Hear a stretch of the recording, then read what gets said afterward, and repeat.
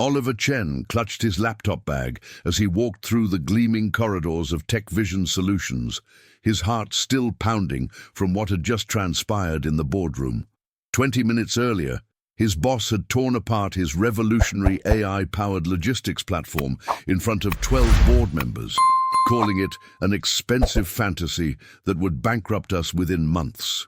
Udiv, the public humiliation still burned in his chest as he passed colleagues who couldn't quite meet his eyes, their whispered conversations falling silent as he approached. The fluorescent lights overhead seemed harsher now, casting everything in an unforgiving glare as Oliver made his way to his cramped office on the 3rd floor. Richard Hawthorne, the company's CEO, had made sure everyone in that room understood that Oliver's project was dead on arrival. "We're not here to fund science fiction," Hawthorne had declared, his voice dripping with condescension. "We need practical solutions, not pipe dreams from employees who think they know better than 20 years of industry experience." Oliver's office felt smaller than usual as he slumped into his worn desk chair. The walls were covered with printouts of code, flowcharts, and market research that had taken him 18 months to compile. His revolutionary platform could optimize supply chains in real time, reducing costs by up to 40% while improving delivery times. But none of that mattered now. He stared at his computer screen, where weeks of PowerPoint slides still displayed the presentation that had been so brutally dismissed. The soft knock on his door made him look up. Maya Patel, a junior developer from the next cubicle over, peeked her head in. "Hey, Oliver. I just wanted to say, what happened in there was wrong. Your project is incredible." She stepped inside, closing the door behind her. "I've been looking at your algorithms in my spare time.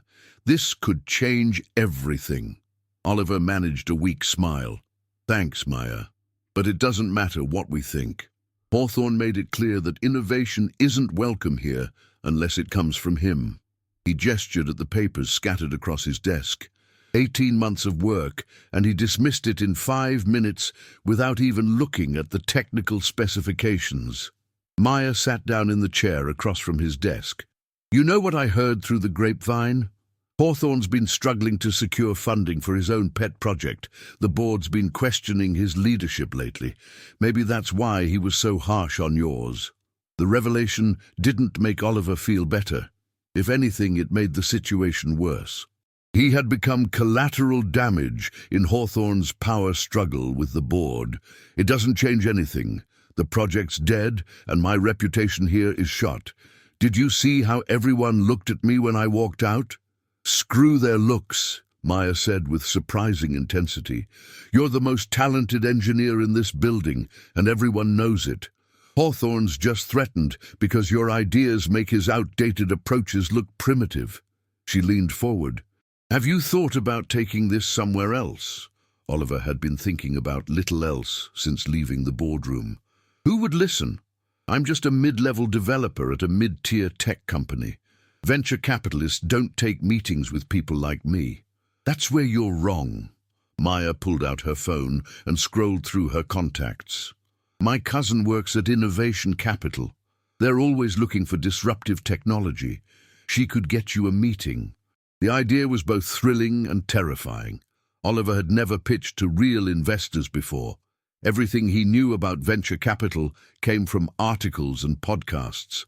"Maya, I appreciate what you're trying to do, but nothing.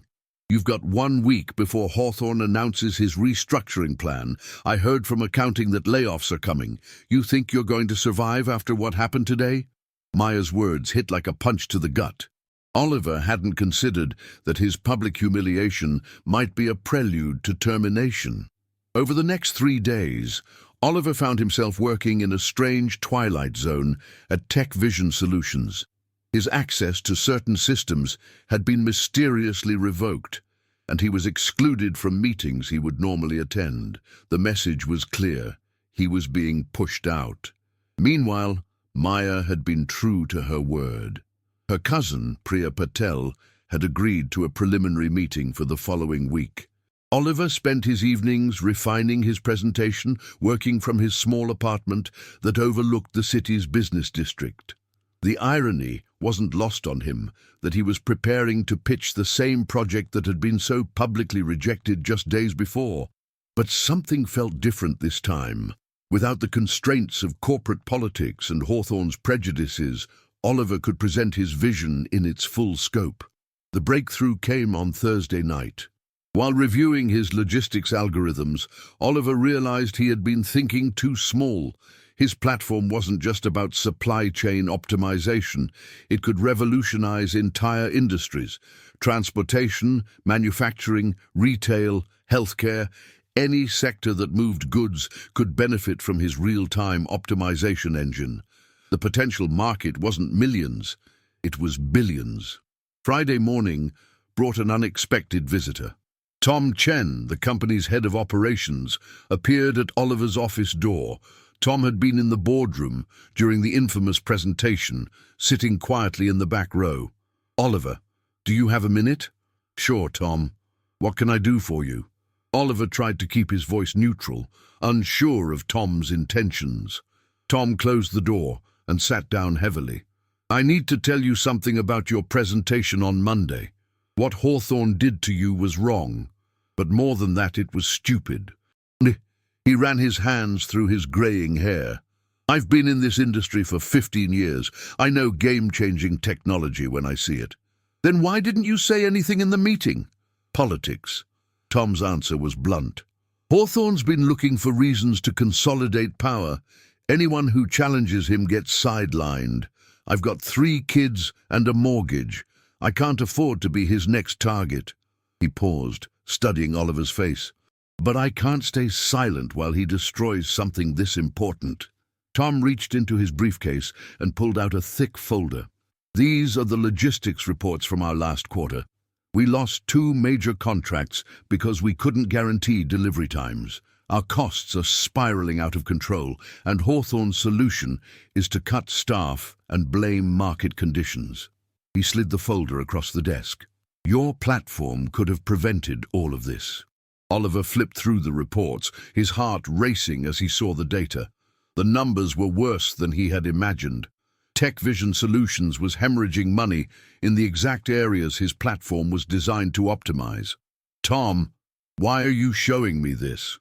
"Because I think you're going to take this project somewhere else, and I want you to have all the ammunition you need." Tom stood up and walked to the window. "I also want you to know that you're not alone. There are people here who believe in what you're doing." The weekend flew by as Oliver prepared for his meeting with Innovation Capital. Maya had arranged for him to pitch to 3 partners on Tuesday afternoon.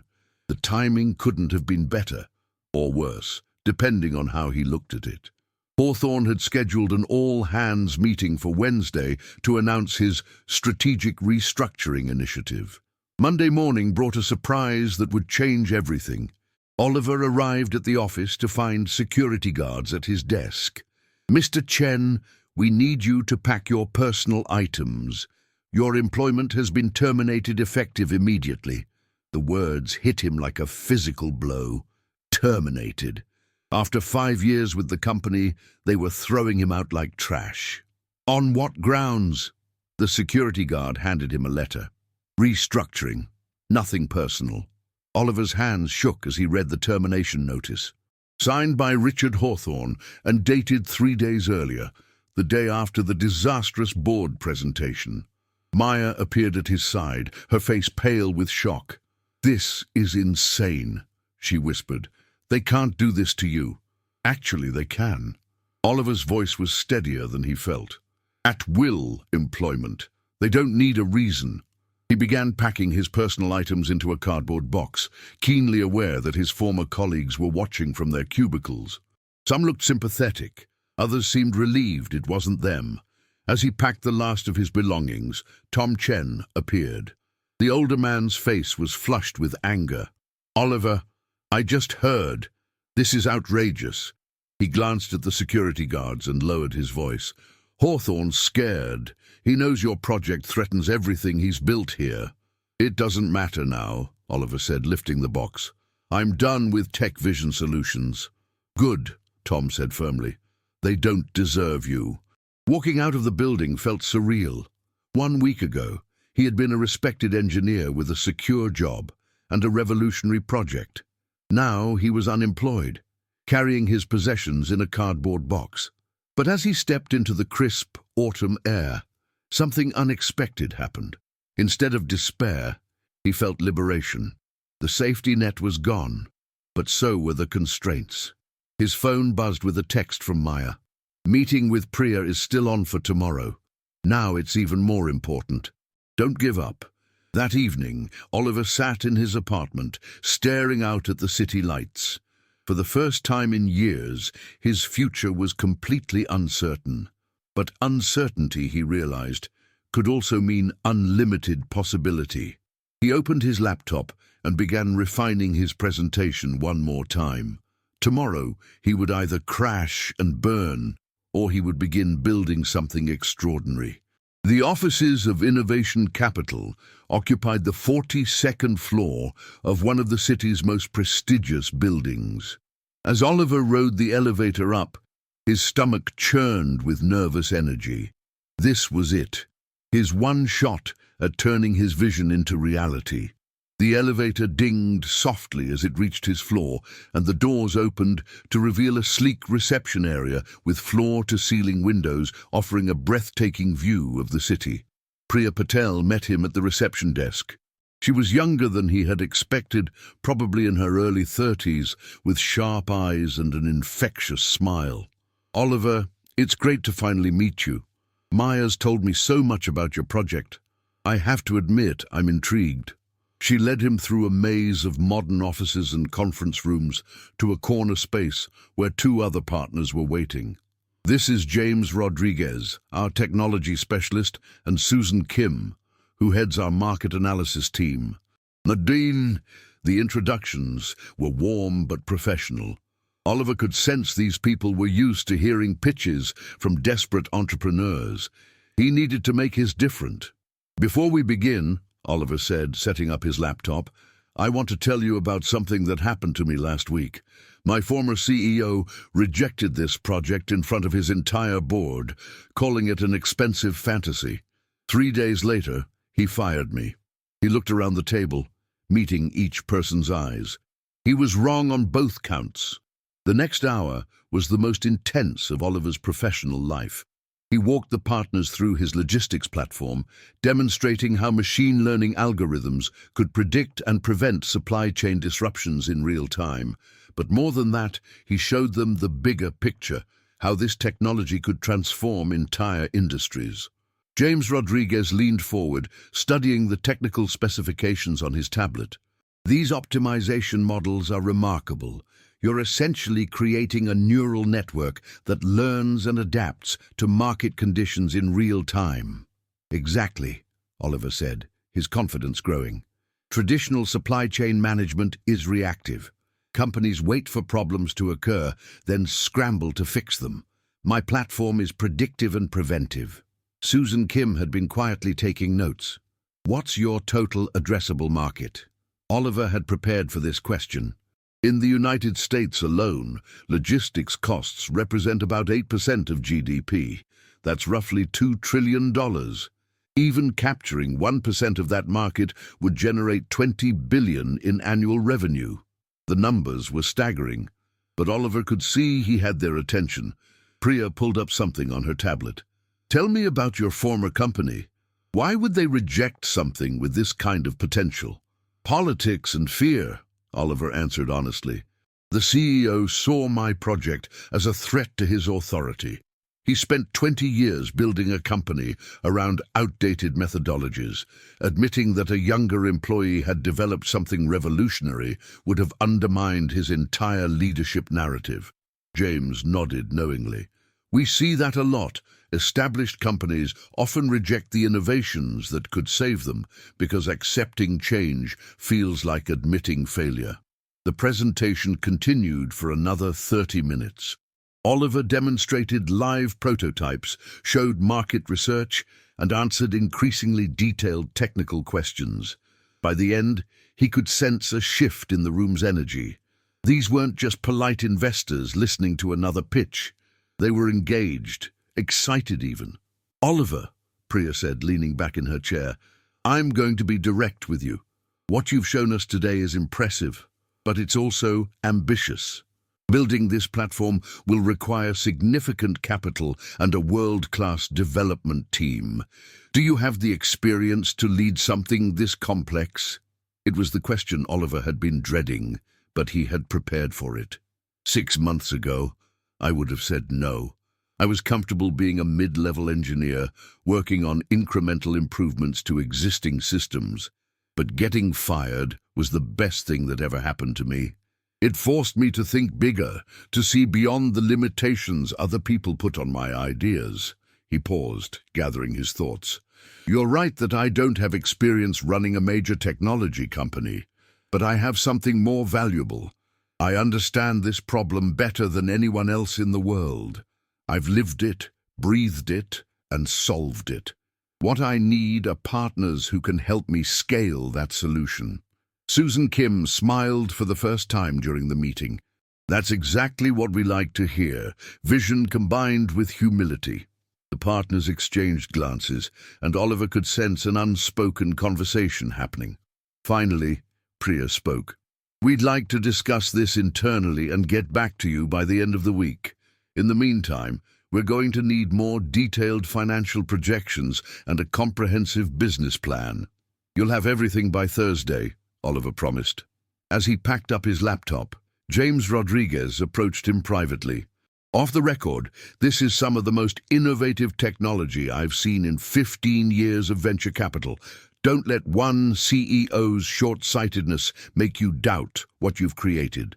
Walking out of Innovation Capital, Oliver felt a mixture of exhaustion and exhilaration.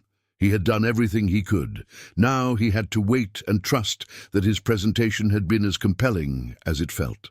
Wednesday arrived with unexpected drama. Oliver woke up to 17 missed calls and twice as many text messages. The first was from Maya.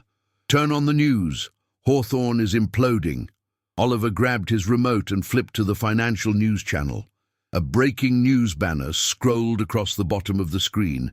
Tech Vision Solutions, stock plummets after major client losses. The reporter was standing outside the company's headquarters, which Oliver recognized with a jolt of satisfaction. Tech Vision Solutions announced this morning that they've lost 3 major contracts worth over $50 million due to logistics failures. CEO Richard Hawthorne blamed market conditions and promised a comprehensive restructuring of the company's operations division. Oliver's phone rang. It was Tom Chen. "Are you watching this?" "Just turned it on. What's happening over there?" Tom's voice was grim, but tinged with satisfaction. "Complete chaos. Those 3 contracts we lost, every single one failed because of the exact problems your platform was designed to solve. Delayed shipments, cost overruns, inventory mismanagement, the works. How's Hawthorne handling it?" "Terribly. He called an emergency board meeting this morning. Word is, several board members are asking why we don't have better logistics technology." Tom paused. "Someone might have mentioned that we recently had a presentation about exactly that kind of solution." Oliver felt a cold satisfaction spreading through his chest. "What are you saying?" "I'm saying Richard Hawthorne is about to face some very uncomfortable questions about his decision-making process." The news got better throughout the day. Maya texted him updates from inside the company. The board meeting had lasted 4 hours. Several department heads had been called in to explain the logistics failures. And somewhere in those conversations, Oliver's name had come up repeatedly. By evening, the story had taken an even more dramatic turn. Richard Hawthorne had announced his resignation, effective immediately. The official statement cited strategic differences with the board regarding the company's technological direction. Oliver's phone rang again. This time it was Priya Patel. "Oliver, I hope you've been watching the news. We've been having some very interesting conversations here at Innovation Capital." "About Tech Vision Solutions?" "About you. What happened to your former company today validates everything you showed us yesterday. The market is proving that your solution isn't just innovative, it's necessary." Oliver's heart began racing. "What are you saying?" I'm saying we want to make you an offer, but first I need to ask you something. How would you feel about competing directly with your former employer? The question hung in the air for a moment. 6 months ago, Oliver would have been terrified of competing with an established company, but TechVision Solutions wasn't the same company anymore. They were wounded, leaderless, and hemorrhaging clients. They had rejected the very technology that could have saved them. I'd feel perfectly comfortable with that, Oliver said. Good, because we're prepared to offer you $15 million in Series A funding to build your platform. But there's a condition. We want you to target TechVision Solutions' client base aggressively. Show the market what they could have had if they'd made better decisions. $15 million. The number was so large that Oliver had trouble processing it. A week ago, he had been begging his boss to fund his project with company resources. Now, venture capitalists were offering him 15 times TechVision Solutions' annual R&D budget to build it independently. When do you need an answer? How about now? Priya laughed. Oliver, we've been looking for an opportunity like this for years. A proven technology, a massive market opportunity, and a competitor that just eliminated itself through incompetence. You're not just getting funding, you're getting revenge. Thursday morning found Oliver in a surreal position. He was sitting in a law office downtown, reviewing contracts that would make him the CEO of his own technology company. The legal paperwork was dense and intimidating, but the terms were generous. Innovation Capital would provide $15 million in exchange for 30% equity. Oliver would maintain controlling interest and have complete authority over technological decisions.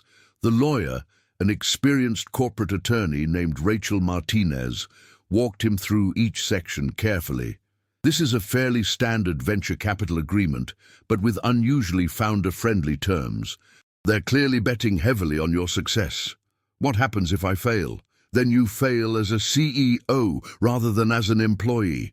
But based on what I've seen of your technology and the market conditions, failure seems unlikely. By afternoon, the contracts were signed.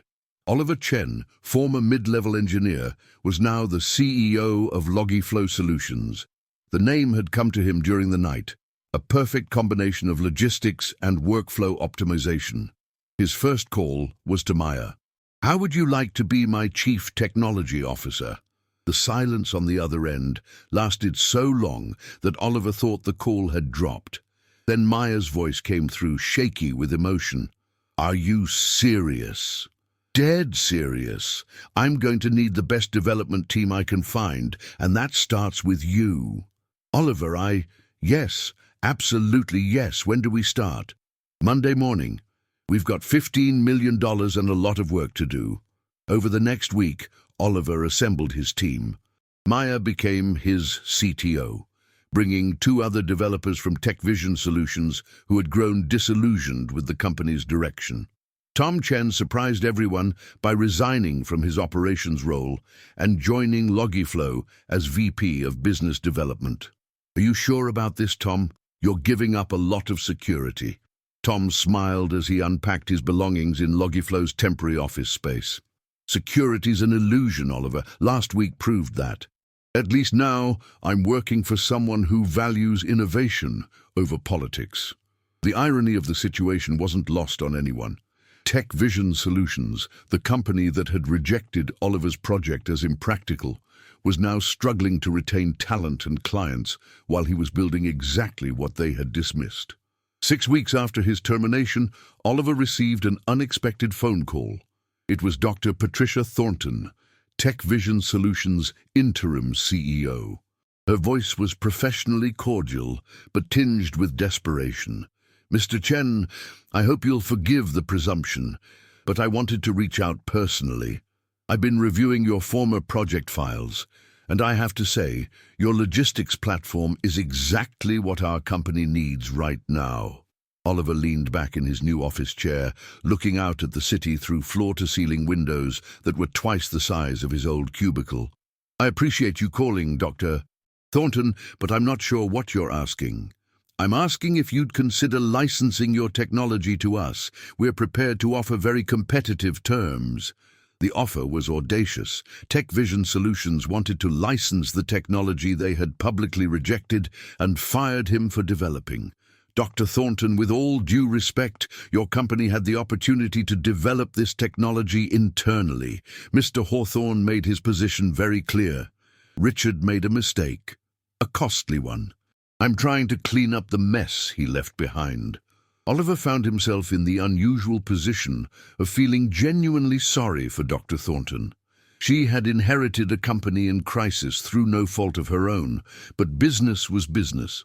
I understand your situation, but Logiflow's technology isn't available for licensing. We're developing it exclusively for our own client base. There was a long pause. Your own client base. That's right. We're launching commercially next month.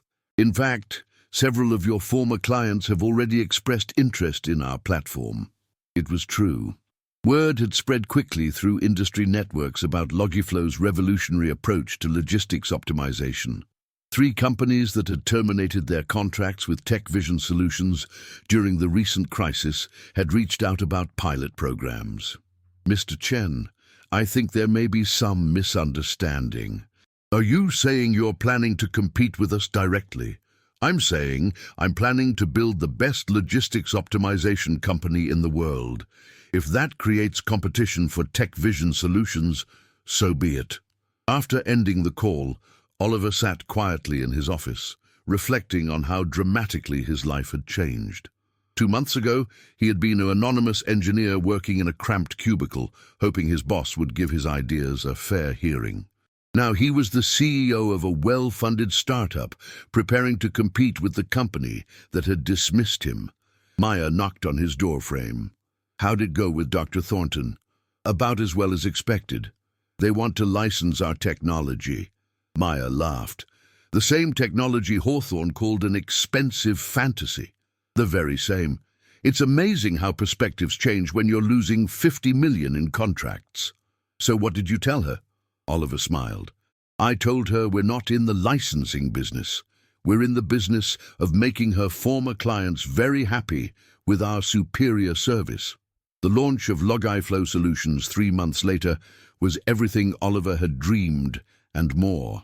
Their first major client was Global Tech Manufacturing, a company that had terminated its contract with TechVision Solutions after a series of costly logistics failures. Logiflow's platform reduced their shipping costs by 38% in the first month alone. The success stories multiplied rapidly. Within 6 months, Logiflow had captured 12 major clients, 8 of whom were former TechVision Solutions customers. The technology that had been deemed impossible was revolutionizing supply chains across multiple industries. But the most satisfying moment came almost a year after Oliver's termination. He was reviewing quarterly reports when Maya knocked on his office door. You need to see this, she said, handing him a printout from the business section of the morning newspaper. The headline read, TechVision Solutions Files for Chapter 11, Bankruptcy Protection. Oliver scanned the article quickly. Unable to compete with newer, more innovative logistics companies, TechVision Solutions had lost most of its major clients and could no longer service its debt. How do you feel? Maya asked. Oliver considered the question carefully. A year ago, he might have felt vindicated or even vengeful, but now, mostly, he felt grateful. TechVision Solutions' rejection had forced him to think bigger, to take risks he never would have considered as a secure employee. I feel like everything happened exactly the way it was supposed to, he said finally. Even getting fired, especially getting fired. If Hawthorne had approved my project, I'd still be working in that cubicle, implementing someone else's limited vision of what the technology could accomplish. Instead, I got to build something extraordinary. Maya smiled. Think Hawthorne regrets his decision? Oliver looked out his window at the bustling city below, where hundreds of trucks and delivery vehicles were being optimized by Logiflow's algorithms in real time. I hope he learned something from it. But that's not my concern anymore. 2 years after walking out of Tech Vision Solutions with his belongings in a cardboard box, Oliver stood on the stage of the National Technology Innovation Conference preparing to deliver the keynote address. Logiflow Solutions had grown to over 200 employees and was processing logistics for companies across North America. They had just closed a Series B funding round that valued the company at over $500 million. The audience of entrepreneurs, investors, and industry leaders represented exactly the kind of people who had once seemed impossibly out of reach. Now they were here to learn from his success story. 18 months ago, Oliver began, my boss rejected my project in public, calling it an expensive fantasy that would bankrupt the company.